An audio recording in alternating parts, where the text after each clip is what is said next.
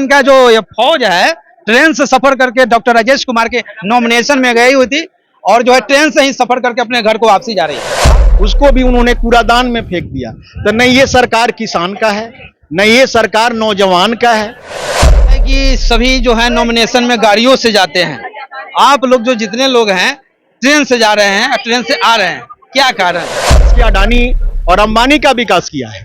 13 महीना किसान जो है दिल्ली के बॉर्डरों पर आंदोलन पर बैठे रहे हैं, उन किसानों पर लाठी चलवाने का काम किया।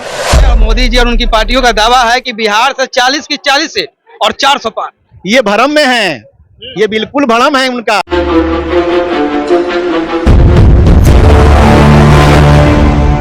चलिए, तो हम लोग चुनावी यात्रा में निकल चुके हैं और इस बार जो है पब्लिक पंच की टीम चुनावी यात्रा में ट्रेन से सफर कर रही है। हमारे साथ जो है कुछ नेताजी लोग हैं और इन लोगों से जानेंगे कि आज ये लोग जो है लाठी और टोपी पार्टियों का पहनकर कहाँ गए थे, क्यों गए थे। क्या नाम हुआ आपका? मेरा नाम राजमंगल प्रसाद हुआ। मैं सीपीआईएम का राज्य कमेटी का सदस्य हूँ। आज महागठबंधन के उम्मीदवार और वीआईपी पार्टी की ओर से उम्मीदवार हैं आपके मोतिहारी से डॉक्टर राजेश कुशवाहा, और ये राष्ट्रीय जनता दल से उम्मीदवार हैं आपके जो है रितु जायसवाल जी। उनका नामांकन था, उन्हीं के नामांकन से हम लोग लौट रहे हैं। दरअसल में जो आप जो बोल रहे हैं कि लाठी पार्टी, हम लोग ये झंडा है और उस झंडा को लाठी में लगाया गया है। इसका मतलब नहीं है कि ये लाठी पार्टी है, समझे कि नहीं। सवाल यह है कि सभी जो है नॉमिनेशन में गाड़ियों से जाते हैं, आप लोग जो जितने लोग हैं ट्रेन से जा रहे हैं, ट्रेन से आ रहे हैं, क्या कारण? देखिए, आप सबको मालूम है कि हमारी पार्टी सीपीआईएम, हमारे पास संसाधन का बहुत अभाव होता है, लेकिन हमारे पास जो कार्यकर्ता हैं एक से एक जो हैं वो समर्पित कार्यकर्ता हैं। उनको अगर आप कोई सुविधा भी अगर कहीं प्रोवाइड पार्टी की ओर से नहीं होती है, फिर भी पार्टी के प्रति उनका समर्पण है और महागठबंधन के प्रति उनका समर्पण है। वो पैदल ट्रेन से खास करके सीपीएम के लोग जो हैं इस कार्यक्रम में शामिल हुए हैं। मोतिहारी से कई बार से लगातार सांसद हैं राधा मोहन जी, और आप लोग इस बार जो उतरे हैं मैदान में, किस प्रकार से पछाड़िएगा? देखिए, राधा मोहन बाबू जो हैं वो चूंकि अब वो एक तरह से जो है वो तो खास करके बहुत वृद्ध हो गए हैं और हम लोग तो पछाड़िए रहे हैं, लेकिन उनके पार्टी में भी बहुत बगावत है। हाँ, बहुत बगावत है, क्योंकि उनका जो काम का जो तरीका रहा है उसे उनके पार्टी के लोग भी उनके पछाड़ने में लगे हुए हैं और हम लोग तो लगे हुए हैं ये हैं। लेकिन जनता तो 5 किलो अनाज, 6,000 रुपया, कोरोना का वैक्सीन, बहुत ही अच्छा लग रहा है। देखिए, अब ये सब जो चीजें हैं जनता इसको रिजेक्ट कर दिया है। जनता को रोजगार चाहिए, जनता को नौजवानों को नौकरी चाहिए, और खास करके जो 17 महीना के में जो हमारे आदरणीय तेजस्वी जी जो बिहार के डिप्टी सीएम और प्रतिपक्ष के जो नेता हैं, उन्होंने जो काम किया है वो एक ऐतिहासिक काम किया है।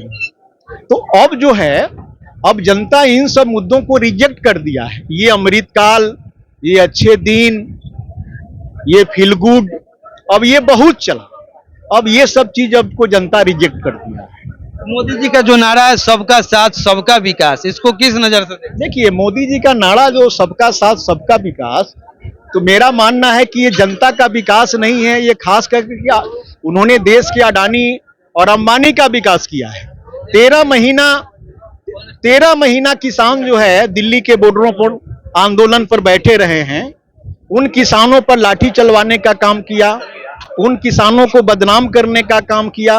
725 किसान वहां उस आंदोलन के दौरान उनकी मृत्यु हो गई।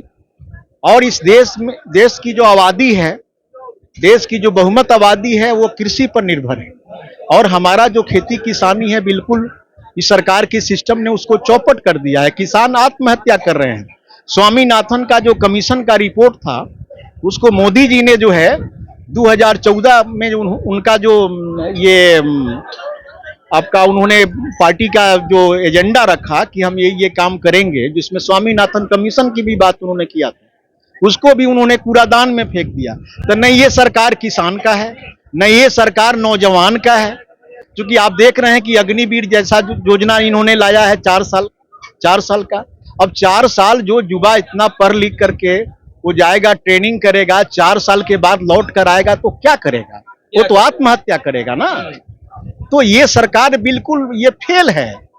अब मोदी लहर कहीं कुछ नहीं है। आप कह रहे हैं सरकार फेल है, मोदी लहर कहीं नहीं है, और मोदी जी और उनकी पार्टियों का दावा है कि बिहार से 40 की 40 सीट और 400 पार। ये भ्रम में है, ये बिल्कुल भ्रम है उनका।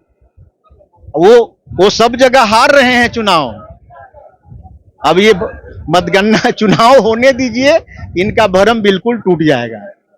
क्योंकि अब ज्यादा दिन जनता को अब ये बुड़बक नहीं बना सकते हैं, ज्यादा दिन नहीं बना सकते हैं। तो इस बार कितना सीट ले पाएंगे बिहार से? पूरे देश में महागठबंधन पूरे देश में इंडिया अलायंस जीत रही है।